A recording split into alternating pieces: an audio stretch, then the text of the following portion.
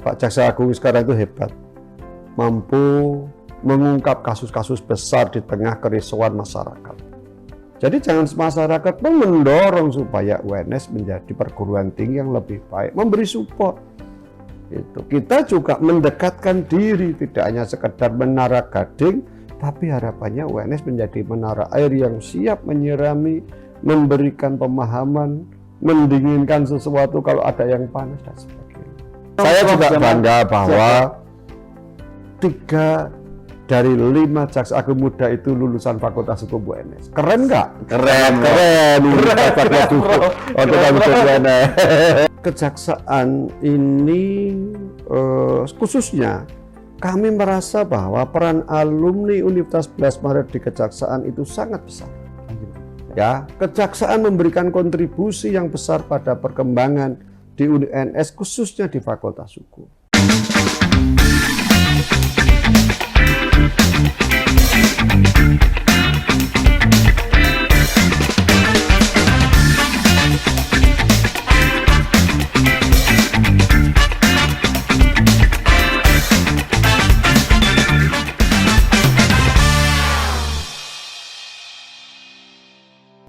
Assalamualaikum warahmatullahi wabarakatuh.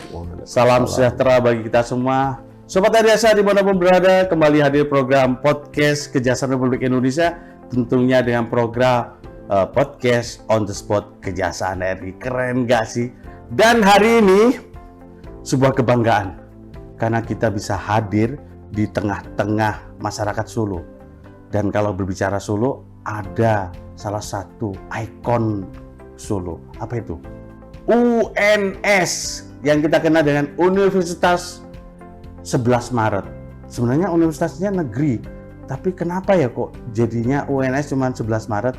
Tentunya yang bisa menjawab narasumber saya, narasumber hebat dari Universitas 11 Maret yang kita kenal dengan salah satu rektor yang berprestasi. Keren nggak? Dan selamat datang Prof. Terima kasih sudah menjadi bintang tamu podcast Kejaksaan. Profesor Jamal. Prof, berbicara UNS, berbicara banyak prestasi. Selama periode Profesor Jamal sebagai rektor. Mungkin bercerita banyak tentang kiprah UNS di kancah nasional dan internasional seperti apa sih, Prof? Ya, pertama saya sampaikan bahwa saya sebagai rektor itu memulai tahun 2019, April 2019. Saat itu di UNS berstatus sebagai perguruan tinggi Badan Layanan Umum atau BLU. Karena sebetulnya kalau dalam perguruan tinggi itu ada 3 klaster. Klaster perguruan tinggi Satker atau Satuan Kerja, klaster perguruan tinggi BLU atau Badan Layanan Umum, dan yang tertinggi adalah klaster perguruan tinggi Badan Hukum. Tahun 2019 atau sebelumnya itu masih BLU. 2009 kalau nggak salah ya, Prof ya? Sejak 2009. Ya, Februari 2009 itu BLU, dan tahun 2016 itu sudah dipersiapkan untuk jadi PTNBH. Ya, oleh Perguruan Tinggi Negeri Badan Hukum. Itu tahun 2016 dipersiapkan. Dan pada waktu saya jadi rektor itu kemudian ada keluarlah PP nomor 56 tahun 2020. Jadi setahun setelah saya menjadi rektor itu keluarlah PP yang mengatur tentang perguruan tinggi Badan Hukum Universitas 11 Maret. Tentu dengan perubahan status jadi perguruan tinggi Badan Hukum itu harapannya adalah ada nuansa yang berbeda. Ada otonomi yang lebih diberikan oleh pemerintahan. Apa saja? Otonomi pendidikan dan non-pendidikan. Kalau pendidikan misalnya saja, maka dimungkinkan untuk membuat fakultas baru, prodi baru secara mandiri, Bro. Secara mandiri. Luar biasa.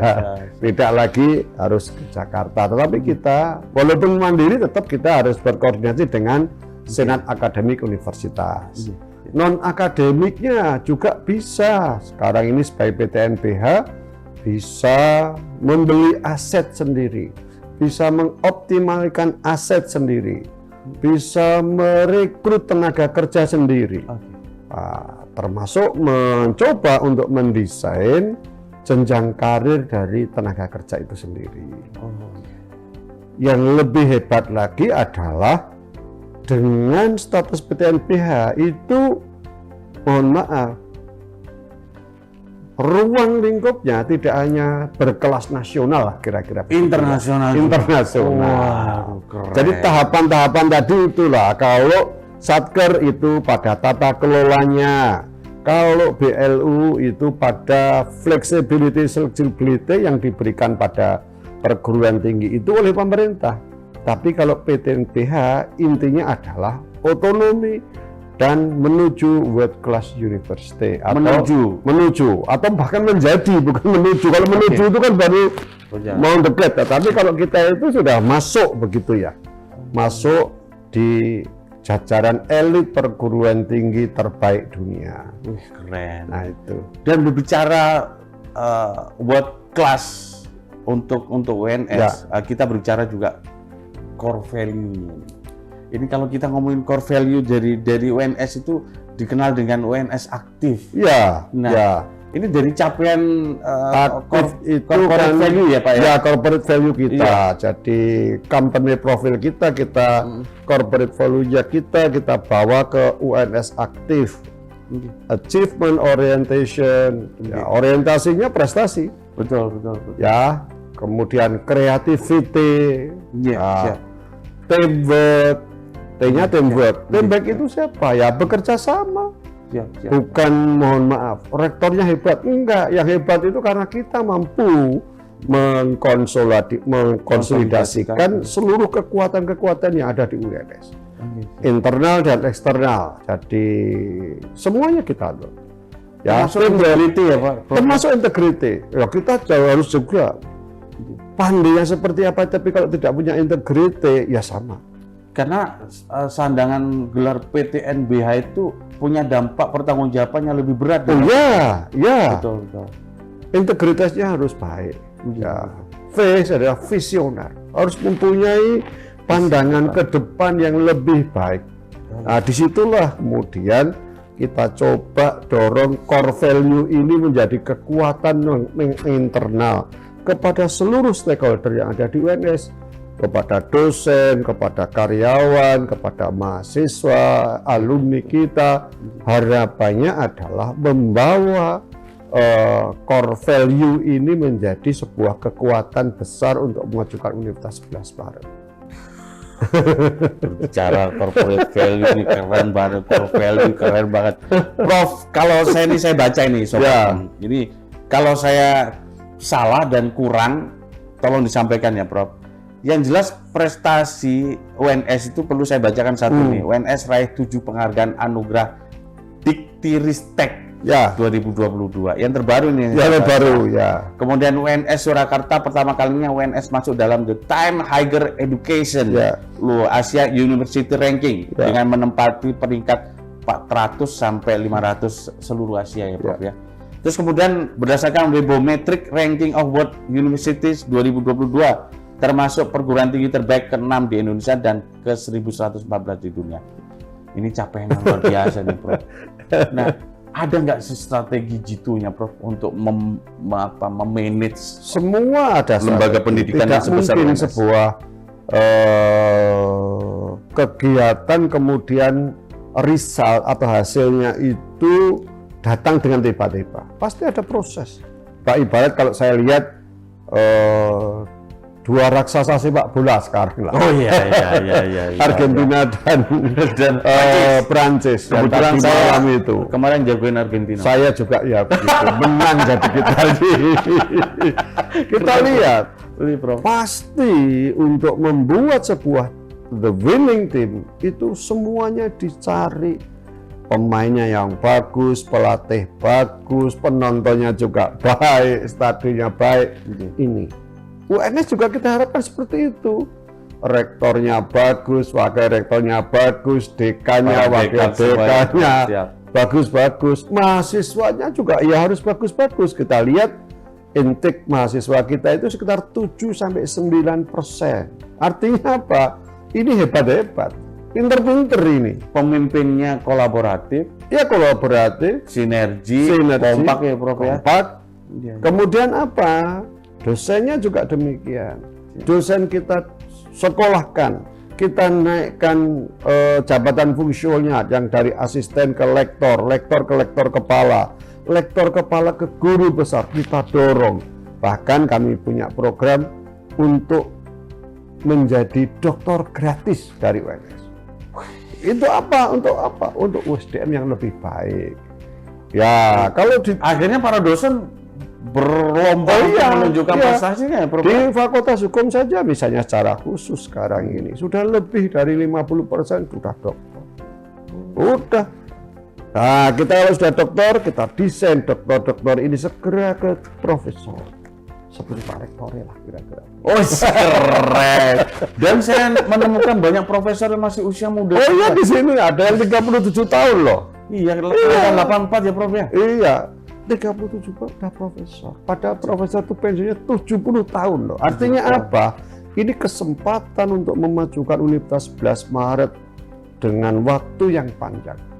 Jangan profesor kalau sudah 64-55 tahun baru profesor, ini 37. Jadi kontribusi besar untuk dunia pendidikan Iya, akan untuk the long time. ya. Karena kalau profesornya udah sepuh, kadang kan ada keterbatasan fisik. Ya, Prof, ya. Nggak bisa lembur, Betul nggak tadi. bisa Menuju sampai world malam. class university, lokalnya harus kuat dulu. Sama.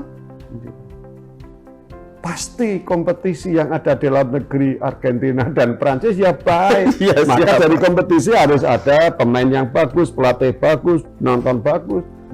Ya penonton siapa di sini? Masyarakat. Iya, Prof. Jadi jangan masyarakat pun mendorong supaya UNS menjadi perguruan tinggi yang lebih baik, memberi support. Itu. Kita juga mendekatkan diri, tidak hanya sekedar menara gading, tapi harapannya UNS menjadi menara air yang siap menyirami, memberikan pemahaman, mendinginkan sesuatu kalau ada yang panas dan sebagainya. Prof, kalau kita berbicara tentang sinergitas dengan Ya. kejaksaan, kalau tidak salah kita sudah pernah MOU ya, Prof. Ya. Ya. Nah, MOU itu sendiri sepertinya apakah sudah dirasakan implementasinya, Prof?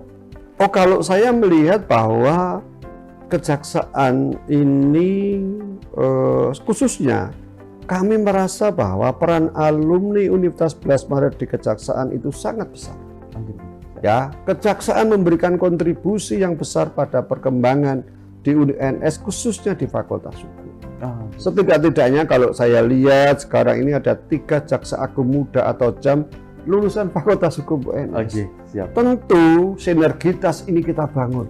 Iya, Prof. Ya kalau ada bos-bos di sana kan ada kegiatan magang, ada kegiatan jaksaan ke kampus, kita juga menjadi narasumber, kita bisa diajak menjadi saksi ahli dan sebagainya. Itu adalah bentuk-bentuk sinergitas yang bagus. Termasuk beasiswa untuk beberapa SDM kita juga sudah banyak yang di UNS. Iya, Prof. iya, Jadi, saya rasa kejaksaan ini sumber dayanya juga ada, dananya ada, kolaborasi untuk meningkatkan SDM. Karena apa? Ke depan yang menjadi penting bagi kita adalah kesiapan SDM kita yang unggul dan utuh. Itu. ya. Saya ini mencoba, Mas. Teman-teman saya dulu saya ajak sekolah pada belum sadar. Tapi saya cepat. Begitu S1, kemudian saya jadi dosen, S2, S3. Sehingga saya jadi dosen doktor itu juga usia masih muda. Iya. Sehingga apa? Energi yang kita gunakan untuk mengembangkan lembaga ini dan mengembangkan ilmu kita ini punya waktu cukup. Iya. Nah, itu. Prof, sekarang giliran kami nih yang ingin nanya. Di mata Profesor sekarang, Profesor Jamal, kejaksaan seperti apa sih, Prof? Kejaksaan kalau saya lihat sekarang ini sangat baik. Kejaksaan banyak mengungkap kes-kes yang besar, ya, Jiwasraya, lalu ya banyak lah, banyak. Minyak goreng, Prof. Minyak goreng, kelangkaan minyak goreng dan sebagainya, justru kejaksaan cepat untuk menemukan solusi siapa di balik ini dan akuntabilitasnya juga bagus. Yang kedua, saya yakin ini salah satu adalah kemauan dari pimpinan kejaksaan, Pak JA, Pak Jam, dan sebagainya yang berkolaborasi untuk meningkatkan integritas, meningkatkan akuntabilitas dari kejaksaan terhadap masyarakat. Didukung oleh apa? Didukung oleh SDM yang baik. Didukung oleh SDM. Integritasnya bagus, SDM yang bagus. Yang penting itu kan sekarang integritas ya. Pinter itu iso diajar. Banyak pinter, banyak, Bro. Pinter itu bisa, tetapi soal kejujuran, soal apa ini, kesiapsiagaan, kemudian integritas yang baik. Jadi pertanyaan terakhir ini untuk beliau. Satu kata untuk Pak Jaksa Agung. Pak Jaksa Agung sekarang itu hebat, mampu mengungkap kasus-kasus besar di tengah kerisauan masyarakat. Itu. Terima kasih, Prof. Profesor Jamal Wibowo. Terima kasih, Prof. Ya, bersedia. Jujur, sobat, tadi itu hampir aja nggak bisa wawancara beliau karena satu keterbatasan waktu. Tapi di sela-sela kegiatan beliau menguji, kita berhasil menghadirkan beliau sebagai bintang tamu kita.